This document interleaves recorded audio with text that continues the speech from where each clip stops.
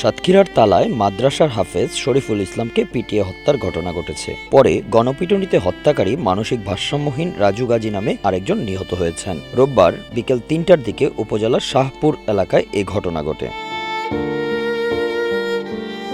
নিহত হাফেজ শরীফুল ইসলাম গাজী ৪৮ হরিহরনগর গ্রামের হাজী আলিমুদ্দিন গাজীর ছেলে। তিনি শাহপুর দাওয়াতুল কোরআন হাফিজিয়া মাদ্রাসার হাফেজ হিসেবে দায়িত্ব পালন করছিলেন। অপরদিকে হত্যাকারী রাজু গাজী ৪৪ শাহপুর গ্রামের খোকন গাজীর ছেলে। ওনার নাম রাজু, উনি এলাকায় নেশাখোর নামে পরিচিত, সবাই তাকে নেশাখোর বলে।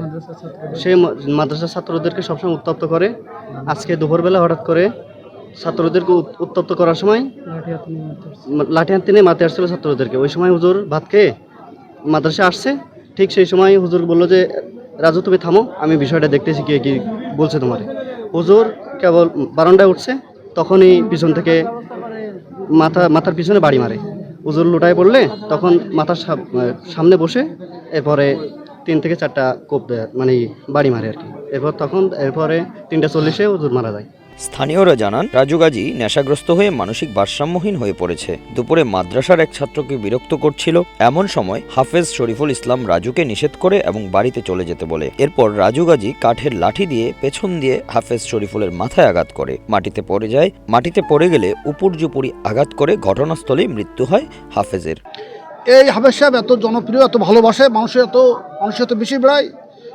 এনার এই হাফিজখানার থেকে এবছরও ৬ জন বাচ্চা ওনার হাত দিয়ে পাগড়ি নেছে। পরে আপনার এখানে হাজার হাজার জনগণ গ্রামবাসী সব এক হয়ে গেল। এই আসে ওই রাজুকে ওখানে ওই দোকানে ছিল, ওই দোকান থেকে বের করে গণধোলাই দিয়ে মানুষ শত শত হাজার হাজার মানুষ তাকে ওখানে মেরে দিলে। এরপর ২ থেকে ৩ গ্রামের মানুষ একত্রিত হয়ে রাজু গাজীকে গণপিটুনি দেয় এবং ঘটনাস্থলে সেও মারা যায়। তালা থানার ওসি মঈনুদ্দিন ইসলাম জানান, মাদ্রাসার হাফেজকে পিটিয়ে হত্যার পর হত্যাকারী মানসিক ভারসাম্যহীন রাজু গাজীকেও পিটিয়ে হত্যা করেছে গ্রামবাসী। মরদেহ দুটি উদ্ধার করা হয়েছে। এই সংবাদ শুনে আমরা আসতে প্রতিমধ্যে শুনি যে মারছিল তাকে কে বা কাহারা পিটিয়ে মেরে ফেলছে।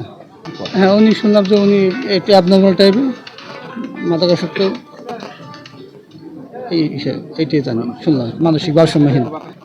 আমরা আইনগত ব্যবস্থা প্রসিডিং পোস্টমর্টম লাস্ট এই টোটাল করছি, পোস্টমর্টম নিব, এরপরে মামলা হবে। মামলা হওয়ার পরে আইনগত ব্যবস্থা চলমান। Bangla affairs news desk.